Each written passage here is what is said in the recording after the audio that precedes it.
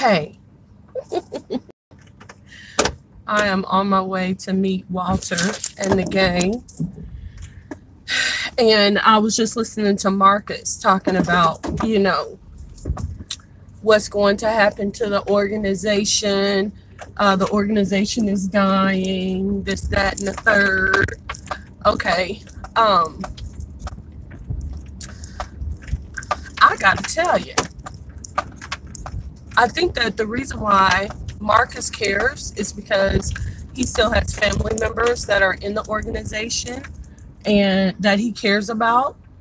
But it's so typical for people who leave a cult, no longer in the cult, to still have a heart for the people left behind who don't care if they live or die. They don't care if you live or die. They ain't losing no sleep over you not being in the organization. They don't care about you. But meanwhile, you're sitting there. I'll go ahead and switch it around because y'all can't really see me, but you can hear me. Meanwhile, you're sitting there worried about them, worried about the organization. I remember when I first left the organization and they didn't want to talk to me. I really was not concerned because I was so busy. I had a little baby to look after. I did not have time to be worried about grown people who don't want to talk to me.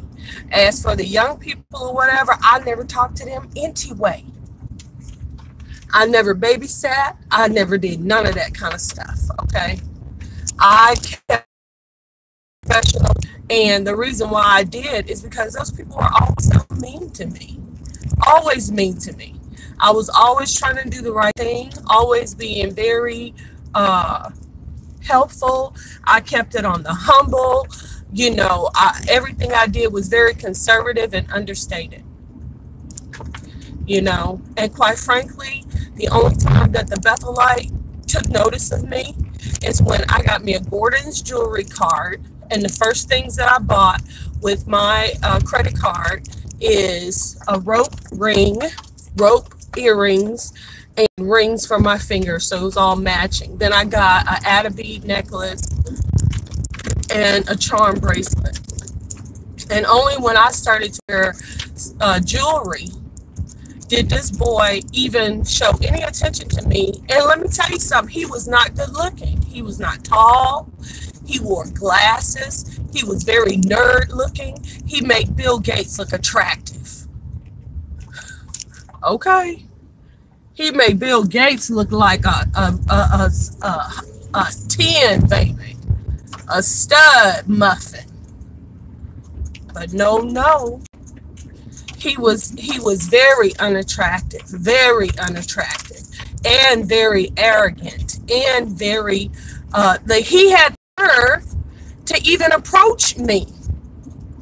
Like I was even a viable candidate to even marry him. I mean, he had never even had a job. How you gonna be somebody's husband? You don't know nothing about working and paying bills. He lived with his mama now. He slept in a bunk bed. Okay? A bunk bed. Oh, Lord Jesus. So believe me, whether they were speaking to me or not, I wouldn't know. And one of the reasons why I moved from Texas is because I was at a work function when I was at PricewaterhouseCoopers. I went to a work function just like tonight on a Friday night with my coworkers to the Hyatt Regency, because the Hyatt Regency was right across the street from our office. And there was a seafood restaurant at the Hyatt called Landry's. And so I went over to have dinner and drinks with my coworkers at Landry's, and some cult members saw me and called my mother. And then she had the gall to mention it to me because she wanted to know that, the spies are watching me. I I'm a grown person.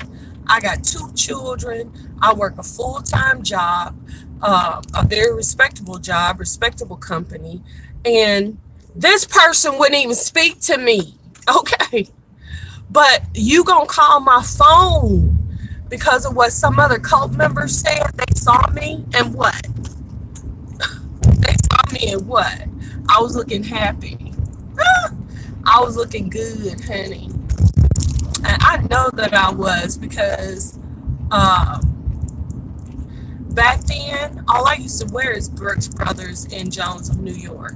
I was doing very well. Thank you very much. Very well.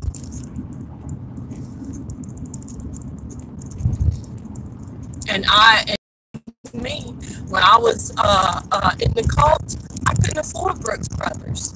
I couldn't afford, Jones of New York career. And another thing, perpetual poverty. And whereas everybody was preparing to be voting and everything like that, this organization does not believe in the members voting. That's a deal breaker for me, boo-boo kitty. That's a deal breaker. Okay? Because I am going to vote. Oh, yes, I am. Oh, yes, I am. And believe me, when I got old enough where I could vote,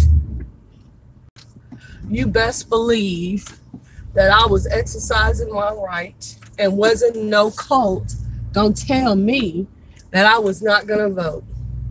And I went to college, because you ain't gonna tell me I ain't gonna go to college and tell me that I ain't gonna become a mother. I did that too. I sure did. I don't need nobody making decisions like that for me, baby. It's gonna be whatever it's gonna be. They didn't help me to do nothing. So how you gonna tell me to do anything? Baby, you got the wrong one. You got the wrong one, honey. I'm not her. I'm not that gal. Nope. Anyway, let me go in here and sing. He's singing nothing. Look at this is. They got the fountain up and running. Got my orange lipstick for Halloween tonight. All right, let's go in here. Isn't this nice? Yeah.